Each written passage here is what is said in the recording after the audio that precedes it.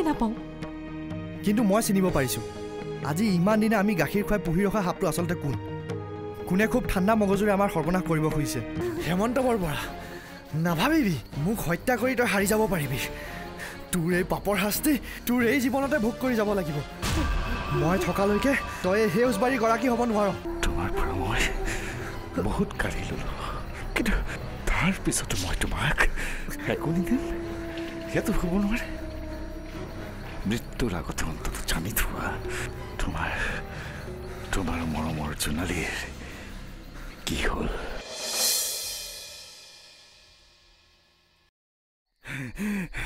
এতিয়া আৰু ভয় নাই ইছমাইল চব কথাটো ক'বই লাগিব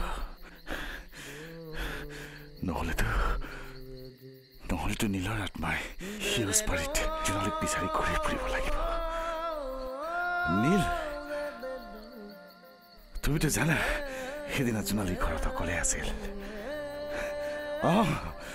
বাহিৰত যে কোনোবা এজন শুই আছিল সেয়া মধু নাছিল মই তাক আবেলিয়ে টকা পইচা দি ঘৰলৈ পঠাই দিছিলোঁ সুতনাগপুৰলৈ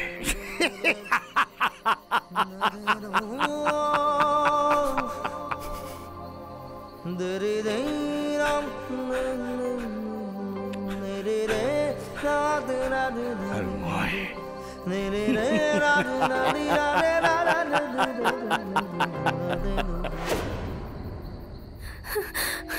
আপুনি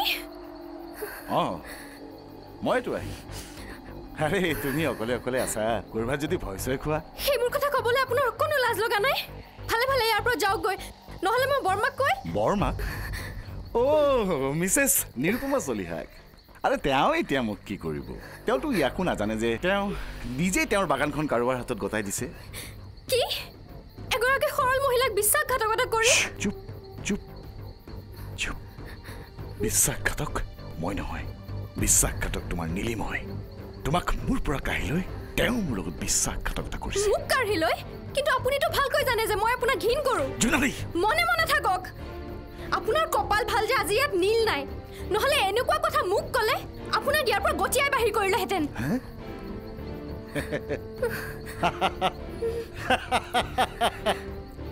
মোক বাহিৰ কৰিব নীলিময় চলিয়াই নাই জোনালী তুমি যি আশা কৰি সেইখন ঘৰৰ বোৱাৰী হ'বলৈ ওলাইছা সেই আশা তোমাৰ কেতিয়াও পূৰণ নহয় এতিয়াতো সেইখন ঘৰত তোমাক দিবলৈ একোৱেই নাই সেইকাৰণে কৈছোঁ নিজৰ ভৱিষ্যতৰ কথা ভাবা মোৰ ভৱিষ্যতৰ কথা আপুনি ফুৰাব নালাগে ভাল পোৱাৰ অৰ্থটো আপুনি নাজানে কিন্তু এটা কথা মনত ৰাখিব মই নীলৰ বাগদত্তা আৰু মই থকালৈকে নীলৰ কোনো একো ক্ষতি কৰিব নোৱাৰে বাহিৰ হৈ যাওক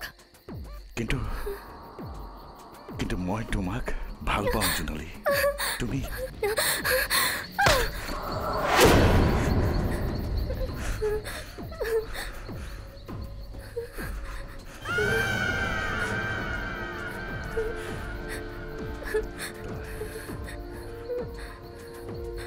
তই নাজানো মই কওঁ মই হেমন্ত বৰবৰা মই যি বিচাৰোঁ সেয়া নাপালে মই কাঢ়ি লওঁ ঐ হেমন্ত বৰবৰা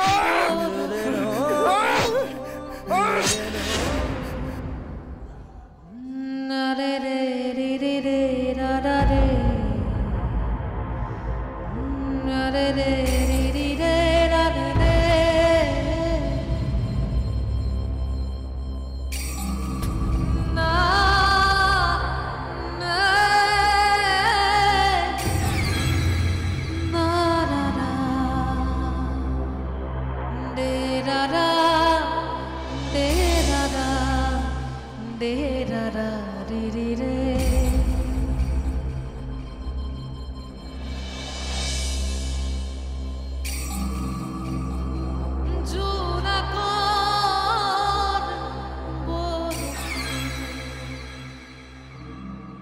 ৰন কি ভাবি আছ? মই কি ভাবিম? কিন্তু কিন্তু সঞ্জয় দা, মোৰ মা মানে মিছেছ নিৰুপমা চলিহা, তেওঁৰ কি হ'ল? মোৰ মৃত্যুৰ পাছত হেমন্তই নিশ্চয় তেওঁকো... নাই, মোৰ আৰু সহ্য নহয়। মই আৰু এনেকে ৰৈ থাকিব নোৱাৰো। মই এতিয়াই বৰবৰাৰ ওচৰলৈ যাম আৰু ৰন!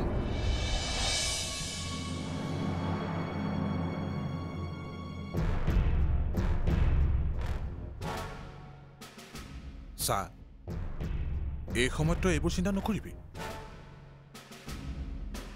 তই পাহৰি নাযাবি, তই নীলিময় চলিহা নহয়, তই মৌচম। এতিয়া মিষ্টাৰ চলিহাৰ কথাৰে তই কাৰোবাৰ লগত কাজিয়া কৰাটো দূৰৰে কথা, কাকো কিবা এটা চাৰ্চ কৰাৰো অধিকাৰ নাই তোৰ। কিন্তু কিয় নাথাকিব? তহঁতিতো জানো যে... আমি জানো, কিন্তু আইনে জানো এইবোৰ কথা মানি ল'ব?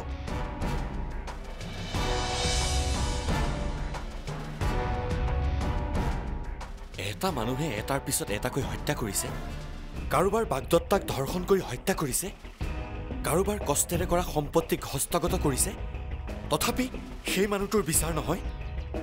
তেওঁক শাস্তি দিব নোৱাৰে তহঁতৰ আইনে? তই এটা কথা মনত ৰাখিবি, অপৰাধ কৰি আজিলৈকে কোনেও সাৰি যাব পৰা নাই। হেমন্ত বৰবৰায়ো শাস্তি পাবই, কিন্তু তাৰ বাবে আমি নিজকে সাজু কৰিব লাগিব। আমি নিজকে সাজু কৰিম? দিগন্ত দা, নিশ্চয়। আমি এতিয়া এনেকুৱা কিছুমান মানুহ সাক্ষী হিচাপে ল'ব লাগিব, যিবোৰ মানুহে হেমন্ত বৰবৰাৰ মুখা আদালতত খুলি দিব পাৰে। সাক্ষী? তই কৈছ কি এতিয়া আৰু এইবিলাক ঘটনাৰ সাক্ষী দিবলৈ কোন আহিব?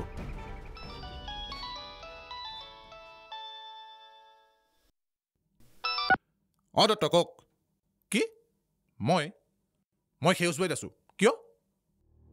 কি? কেতিয়া? সি বাচি যাবতো। ডাক্তৰ গোহাঁই, ঠিক আছে, দিয়কচোন দিয়ক।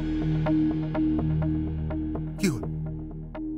ডাক্তৰ গোহাঁই, মই দিহিঙীয়া। শুনক, এই এক্সিডেণ্টটো আপুনি ডিছক্ল'জ নকৰিব। কি? নিউজ চেনেলৰ মানুহ ৰৈ আছে? ঠিক আছে, তেওঁলোকক কওক যে মানুহজনৰ মৃত্যু হৈছে। ভিক্ষাৰী মানুহ? তেওঁলোকে যদি চাব খোজে তেতিয়াহ'লে চেঞ্চলেছ মানুহজনক দেখুৱাই দিব। নাই কথা আছে। নাই, মই এতিয়াই গৈ আছোঁ। অ'কে, ঠিক আছে।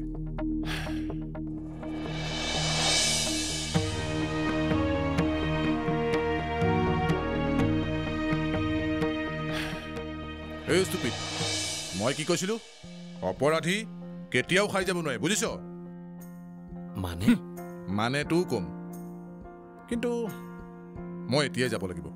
সঞ্জয়, শুনছো বল।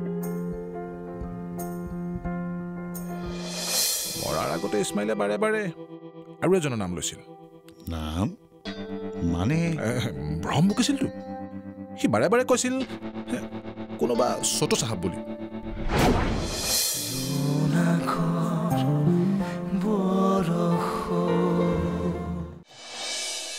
বৰদেউতা? তই আজি এইটো বেশত আহিলি যে? পুলিচৰ চাকৰিটো গ'ল হ'বলা। কি যে কয় বৰদেউতা, এতিয়াই মোক চাকৰিৰ পৰা খেদিব বিচাৰিছে নেকি? আৰু এজনী ভনী দেখোন বিয়া দিবলৈকে আছে। তহঁত কেইটাও যে একোটাহঁত দেই। ককায়েৰে মাতি থৈ গ'ল আৰু মাজুতো সিদিনাখন আহি গ'ল, আৰু এতিয়া তয়ো চাগে...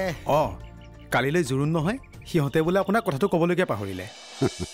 পাহৰিবতো, হেৰ' মইনো জোৰোণত গৈ কিটো কৰিম? নাই, আপুনি এখন টেকলৈ হ'লেও যাব লাগিব। আপোনাৰ দৰে দুই এজন মানুহ থাকিলেহে ৰভাটো লিখন শুৱনি হ'ব। হ'ব দে। এদিন আৰু এটা ল'ৰাই মোক এই কথাটোকেই কৈছিল। জোৰোণটো দূৰৰে কথা, দৰা কইনা দুয়োটাই অগা পিছাকৈ এইখন পৃথিৱীৰ পৰাই আঁতৰি গ'ল। আপুনি কাৰ কথা কৈছে? কৈছোঁ আৰু যাবলৈ দে। এতিয়া আৰু সেইবোৰ কথা ভাবি কিবা লাভ হ'ব জানো? কিন্তু বিয়াৰ আগতে দৰা কইনা দুয়ো কিবা দুৰ্ঘটনা হ'ব পাৰে মই ক'ব নোৱাৰোঁ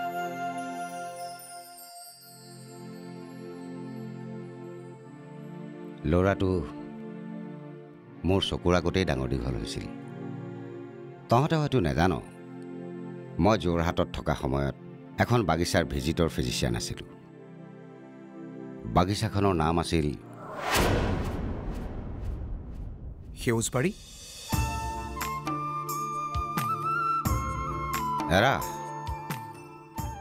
সেউজবাৰী বৰদেউতা নীলিমই উভতি আহিছে নীল আহক মিষ্টাৰ দিহিঙীয়া বলক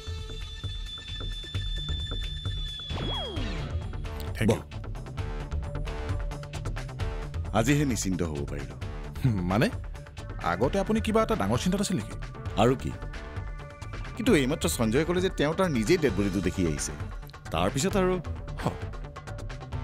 মানে আপুনি মোৰ কথা বিশ্বাস কৰা নাছিল কিয় মই পুলিচ কাৰণে কিন্তু ছাৰ আৰু এটা ইণ্টাৰেষ্টিং কথা হ'ল নহয় ইণ্টাৰেষ্টিং কথা হয় ছাৰ মানুহটো আপোনাৰ চিনাকি যেনেই লাগিছে কি কথা ক'বলৈ আহিছে আপুনি সেইটো মানুহ মোৰ চিনাকি হ'ব কেনেকৈ কোনে কৈছে এইবোৰ কথা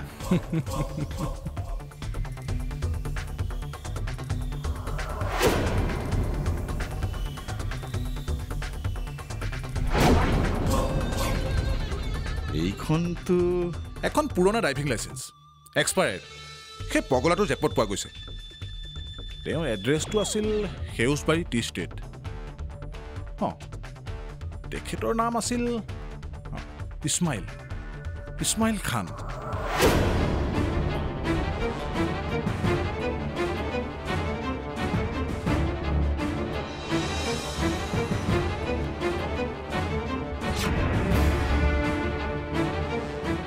ইছমাইল নাই মই কোনো ইছমাইলক চিনি নাপাওঁ নাপায় একো আচৰিত কথাও নহয় দৰকাৰী কথাও নহয় বাৰু মই আহোঁ ময়ো আহোঁ ছাৰ কাৰ্তিক আহিলে পঠাই দিম ঐ ব'ল ব'ল তই গাড়ী উলিয়া মই গৈ আছোঁ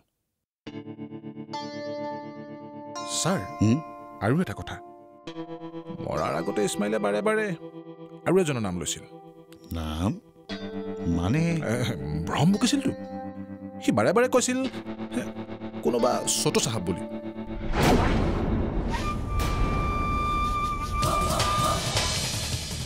ছোটো চাহাব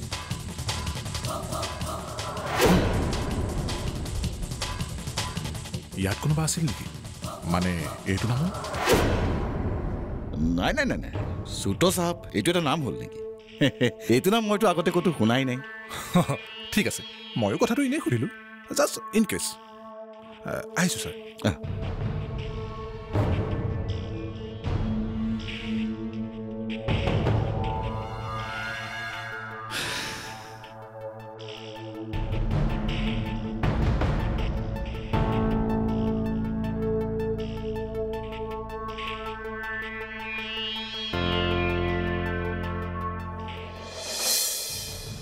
ধৰি ল তই হেমন্ত বৰবৰাক আটক কৰিবলৈ সক্ষম হলি তাৰপিছত তেওঁৰ কি শাস্তি হ'ব শাস্তি সেইটো আদালতে স্থিৰ কৰিব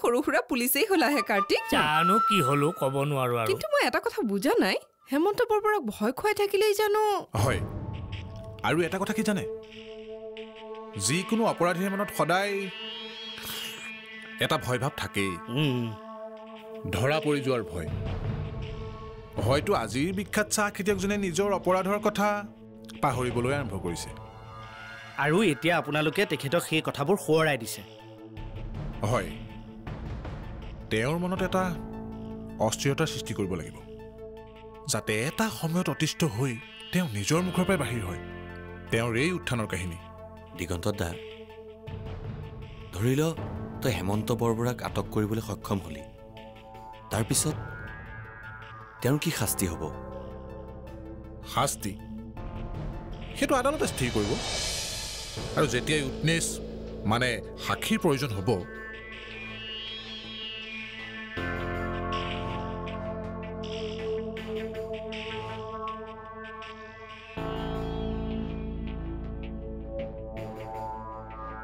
ইছমাইল এইটো এতিয়া কথা ক'ব পৰা অৱস্থাত নাই আৰু তাৰ বাহিৰেতো আমাৰ হাতত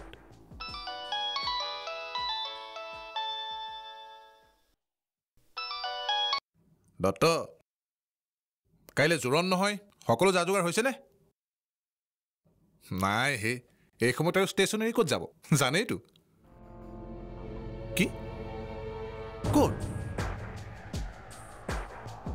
ডাক্তৰ বিজিত চৌধুৰী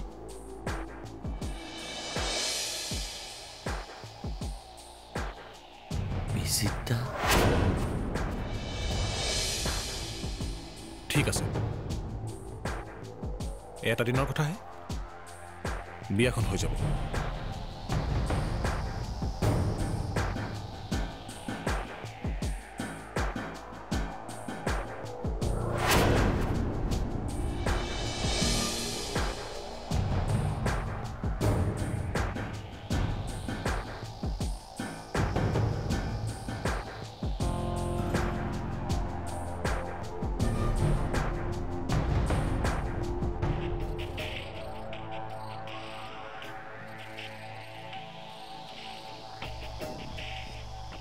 তোৰ পূৰ্বজন্মৰ কাহিনীৰ আৰু এটা কথা সঁচা হ'ল ৰণ দিগন্তদা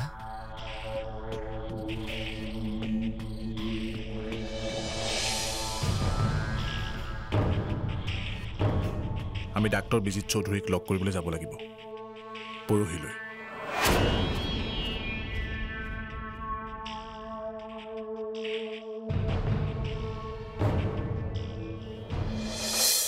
মইতো কথা দিছোঁ হেমন্ত বৰবৰাৰ মুখা খোল খাবলৈ হয়তো আৰু বেছি দিন নাই আমি জাল পেলাইছোহে আৰু এতিয়াই যদি বেছি হুলস্থুল কৰি দিয়া যায় তেওঁ সাৱধানে হৈ যাব কিন্তু দিঙে ঠিক কথাই কৈছে উত্তেজনাৰ বশৱৰ্তী হৈ নীলে যি ভুল কৰিছিল তুমিও সেই ভুল আকৌ নকৰিবা